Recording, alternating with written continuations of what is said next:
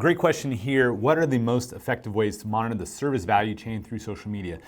So this is what I would do, what I would recommend is that you figure out how many different buckets you want to put the reviews in. Okay, let's say that you got food and beverage, casino floor, hotel, however many buckets you think are relevant. And then you assign a department head for each one. You have somebody that's monitoring the social media. And then whenever one of these positive or negative feedback comes in, put it in a Google Doc, whatever you have, and then share that with the head of the department, okay?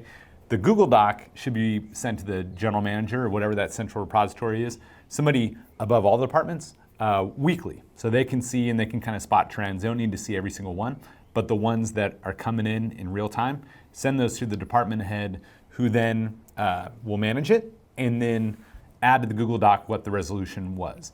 One thing to keep in mind though is like the bigger the property, the more positive and negative feedback you'll get.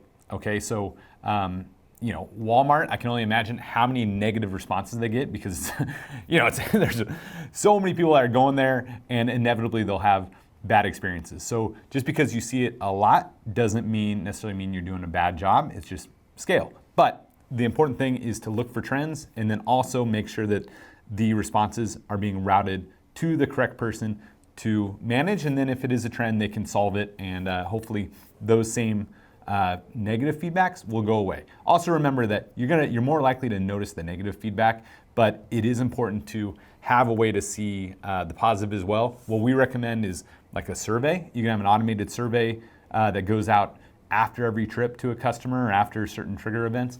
And then you'll get a much more well-rounded rating, okay? Because I know with UR Comp, I noticed the bad ones, but then when we get our ratings, we're like 98% positive ratings. But the bad ones stick in your head. So just keep that in mind. And again, label them, route it to the correct manager, and then get a process in place to review it weekly.